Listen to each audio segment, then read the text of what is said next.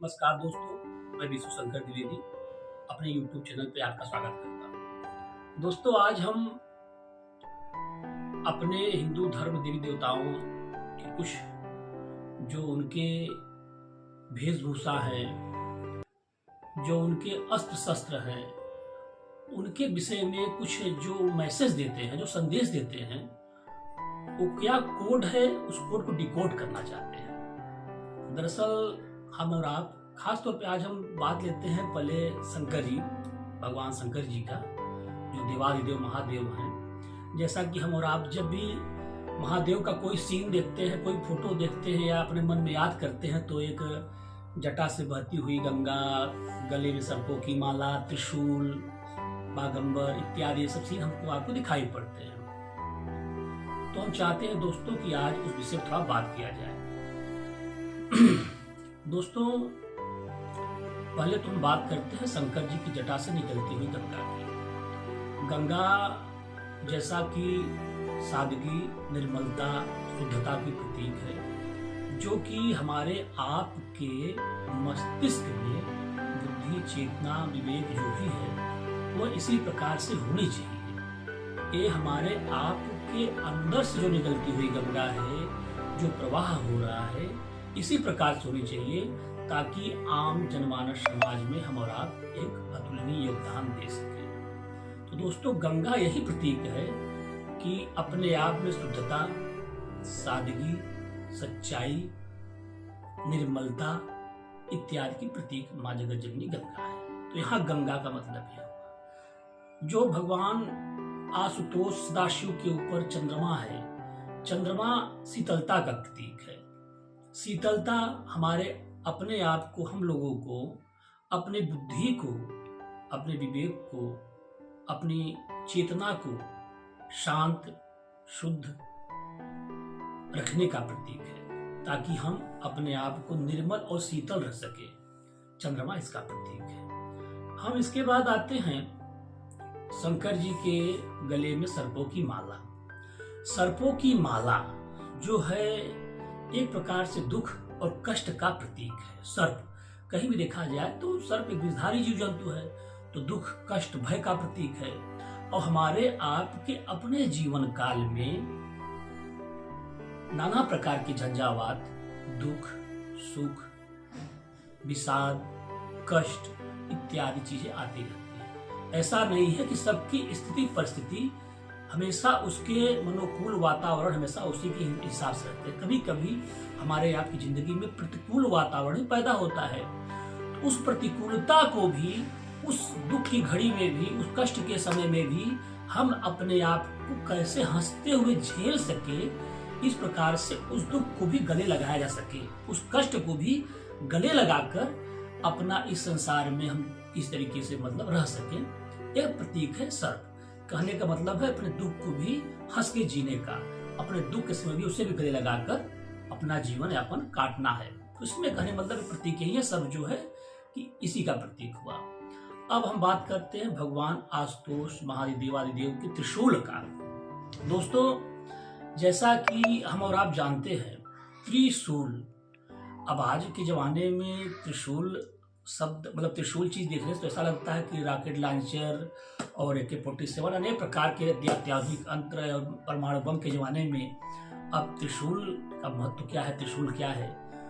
तो त्रि शब्द बना है 3 से, मतलब त्रि शब्द का अर्थ हुआ 3, त्रि शब्द का अर्थ हुआ 3, और शूल शब्द जो हुआ दुख, पीड़ा या कष्ट। शूल शब्द जो हुआ दुख, पीड़ा या कष्ट।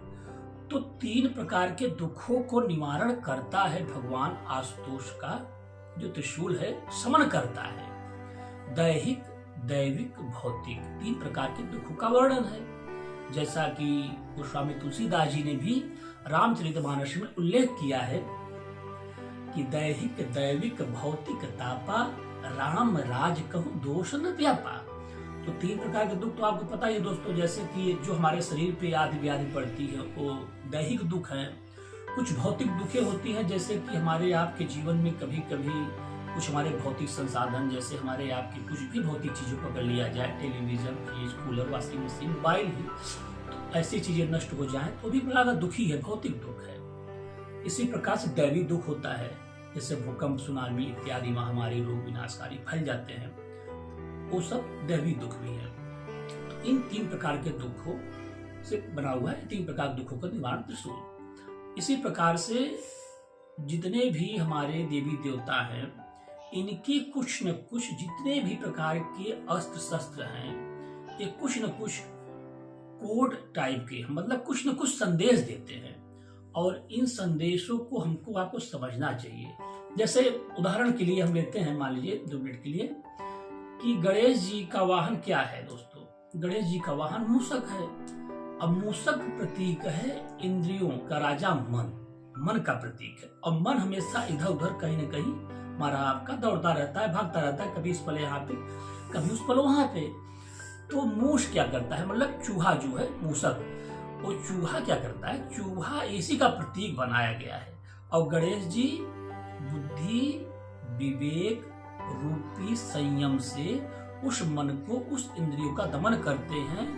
इस प्रकार से मूषक मन का प्रतीक, इस प्रकार से मूषक इधर उधर भागता रहता है, उछल कुंदन मचाता रहता है, उसी प्रकार से हमारा मन भी है। तो इस प्रकार से दोस्तों हमारे जो भी देवी देवताओं के अस्त्र शस्त्र और उनके नाना प्रकार के वेशभूषा हैं, तो कुछ न कुछ संदेश देते रहते हैं। जैसे मान लीजिए महादेव के जो बाघंबर पहनते हैं, या भगवान शंकर जी, आशुतोष जी जो आसन विराजमान होते हैं, तो उनका मतलब कि बाघ या शेर की खाल पे देखा जाता है कहीं कहीं। तो वो भी प्रतीक है कि इस संसार की कोई चीज नश्वर नहीं है। इस संसार की हर चीज, नष्ट चीज जो भी मतलब मृतक भी हुई, वो कहीं न कहीं सार्थक प्रकृति के लिए है। प्रकृति की पाई हुई हर चीज कहीं न कहीं सार्थकता दिखाती है।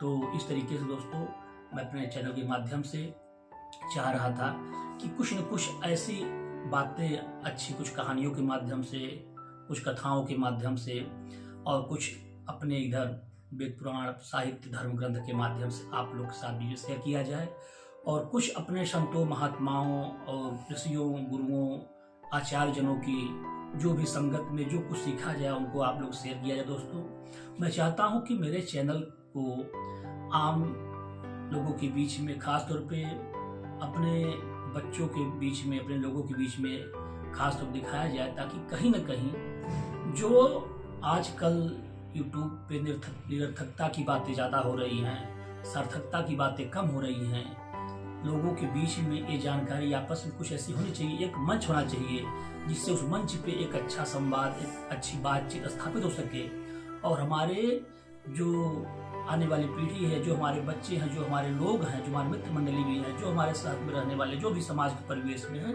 उनको भी कहीं न कहीं इन चीज़ों से अवगत होना पड़े और अवगत हो जाना चाहिए, क्योंकि हम लोग को भी अपने क्या के सनातन धर्म संस्कृति के विषय कुछ जानना चाहिए। ठीक है दोस्तों, अगर मेरा थोड़ा बहुत भी अगर आप लोग को कुछ भी थोड़ा अच्छा लगा हो दोस्तों, चैनल को लाइक कीजिए, सब्सक्राइब कीजिए और अपने मित्रों के साथ शेयर कीजिए।